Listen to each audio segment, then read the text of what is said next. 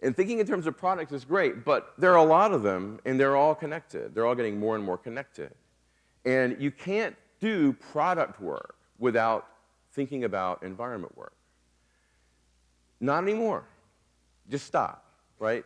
You can't make products anymore without thinking about where's it going to be, what's it going to be connected to.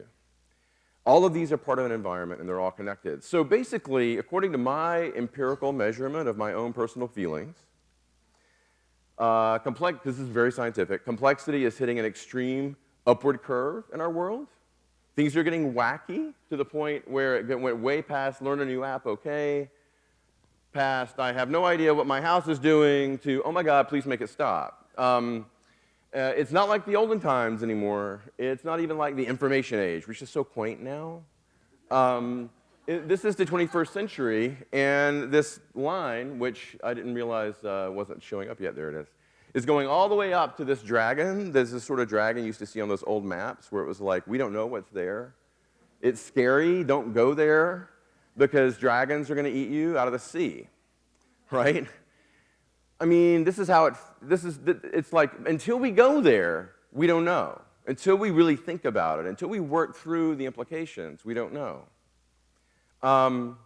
Humans are creating so many new parts of our environment that do not behave the way that everything has always behaved. We are entering an unmapped territory of complexity, a sort of territory that, like I said, these ancient map makers would say, there be dragons. We cannot adequately address this complexity through interface design alone. We can't. I think I'm preaching to the choir by now. In this room, after all the stuff people have been saying all day, I say this to clients sometimes, and it's as if they're like, wait, you don't understand what lean is? You don't understand? No, we're going to do a design charrette. We're going to fix this. We're going to sketch. Let's sketch, right? But no, there is a lot of complexity underneath that interface. It's connected to everything else now. Fine, you're going to make this interaction make more sense right here. But now what, right? Now what? And of course, the antidote to this sort of UI fixation that many of us face in the organizations we try to work in or with is modeling. The problem with modeling, though, is that maps and models, it's getting late in the day. Maps and models look like a waste of time to a lot of people. You guys are having a meeting. You're supposed to be making stuff. Right? So please, if one thing you leave here today with, the phrase modeling is making, damn it, right? You don't have to say damn it, depends on your workplace. But modeling is making.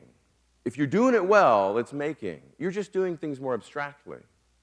This is not a waste of time. It's just at a strategic level. It's because complexity is too big. What are you going to do?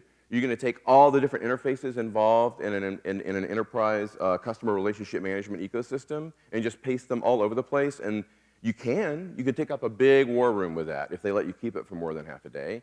And string yarn between it like you're tracking a frickin' serial killer if you want to. But that's not going to tell you about the principles underneath what's going on behind all that stuff. So anyway. Earlier, I know that we heard about ambiguity versus specificity. I'm a big fan of ambiguity. It makes me uncomfortable, but it's a kind of discomfort. Maybe I'm masochistic with this, I don't know, but I can't seem to help it. I get an allergic reaction when I feel like we're getting to too concrete of a solution too soon. Not that I don't want to do the concrete thing.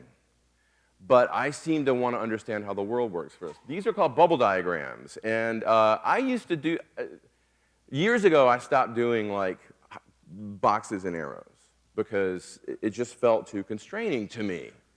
And I was just doing all these blobs and circles, and I was a little ashamed of it. But I would do it, and then it turned out that nobody ever actually ended up asking. I mean, I would turn these into something more deliverable-y, but eventually, if they needed it, I'd rather not, but if they need it, sure. And eventually they were like, at first they might be asking, but you're going to be doing the chart, right? The thing. Like, oh, yeah, sure.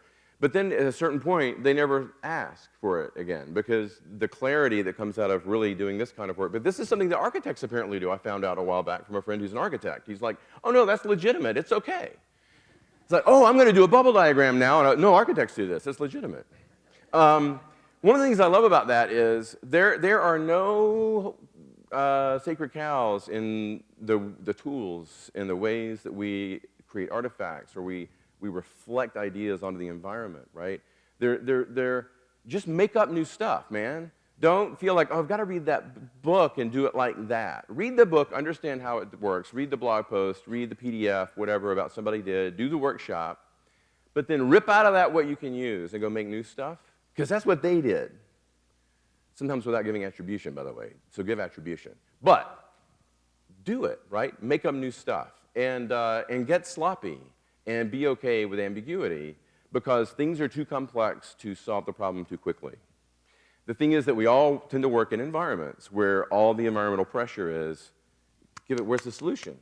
Where's the solution? I have a developer I'm paying money to, and we need something for that developer to do. So I've been amazed and delighted with a lot of the organizational stratagems and tactics and things that people have been talking about today in terms of how to deal with that pressure. It's all amazing stuff. I can't wait to go back and read the decks again and try to learn more stuff from that. Because I feel like that's key. Like when Paul and I were talking about this talk, and he was like, yeah, do a talk, and this is what the crowd is like and all that. And I was like, yeah, you know, so much of this is, it gets to the point where at least half of your work is pointed at the organization rather than at the user environment. Because the organization has to be situated in a way that allows it to create good things.